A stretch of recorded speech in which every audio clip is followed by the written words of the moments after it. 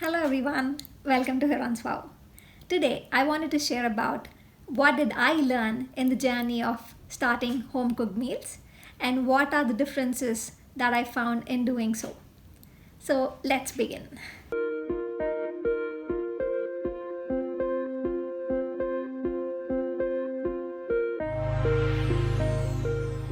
If I can be honest, I was someone who never cooked until I was 23 years old.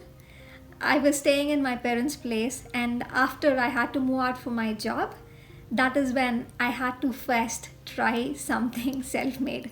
So I was working in Bombay, in India, and one fine evening, I just wanted to try my mom's potato fry, which she makes on the side with dal, and I was really missing it. So, even without calling her, by just visualizing it, I tried to prepare, and it actually came out really well, or even very similar to what she would make. And that was a hooray moment for me. I thought, oh my gosh, even I can cook. I had a thought in my mind that I wanted to cook for my loved ones because back home, that is how my mom or most of women expressed their form of love. But I was not really confident in doing so because I was not sure about the skill. And by practicing and trying out new recipes, I only grew confident and actually I managed to pick up the skill quite quickly. Coming abroad, I learned that it is not just in India that people express love through food, but it is a global phenomenon for people across the world. Today, after developing so much love and passion towards food, I wanted to share few benefits that I learned along the way. The key benefits that I look at are energy, cost, and health. Let me explain what do I mean by these three individually. Coming to energy, we've learned in school that energy can neither be created nor destroyed. It can only be transformed. And this is the very first law of thermodynamics.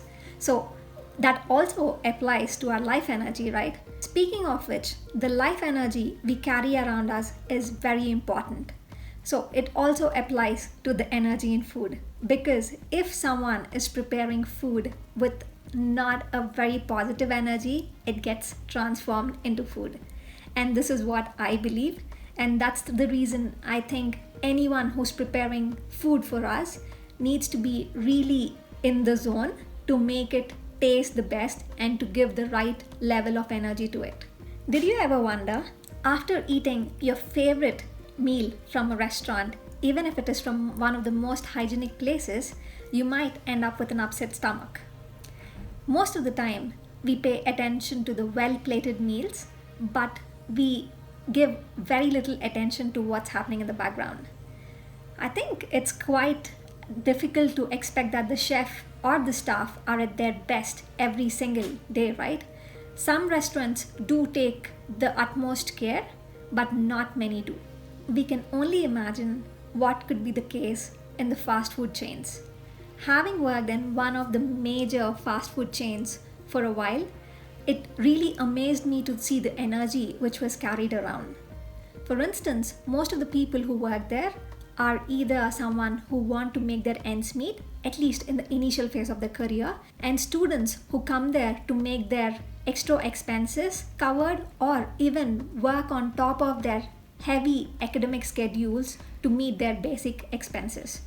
So it is quite difficult to imagine or expect them to serve with any different energy because of the long 8-hour shifts. Even if it is a 4-hour shift, it is not easy because you do not literally have a minute where you can just stand and breathe at peace. Until I worked there, it was one of my favorite chains. But post that, I barely ate there anymore. And not just there, I pay attention to eating in any other fast food chains as well because it might not be very different. Would you like your loved ones to prepare something for you out of love or just because they have to do it? I'm someone who's very determined about being served food with love. I would definitely want to be served with love. If I can ask you something, is there anyone who can love you better than yourself? If the answer is yes, probably you need to check if you're giving enough self-love. Jokes apart, but I think really if we don't take care of ourselves, no one else will. And the energy around food is really important and I think we are the ones who can give it the best form. And now, moving on to the next one, which is the cost aspect. When it comes to eating out, I'm someone who really enjoys the ambience of eating in a local restaurant. It is a pleasure and delight to have that food which is cooked to the level of perfection that I can't make it myself. But I would rarely go out to eat an egg fried rice or an Indian meal because I know that I can prepare it myself. Why do most of us want high paying jobs? Isn't it a better position to be in if we know that basic amenities like food are not dictated, that you need X amount every month that you need to spend on if you're eating out?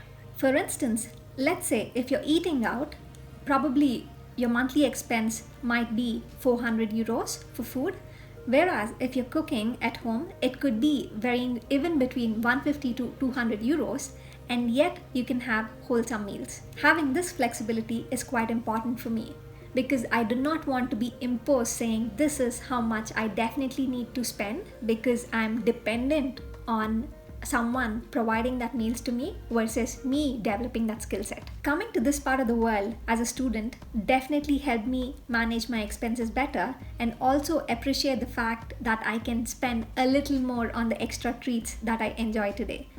It gives me a flexibility of spending either 150 euros or I can stretch up to the limit that I can afford. But today it is more of a choice for me rather than a compulsion.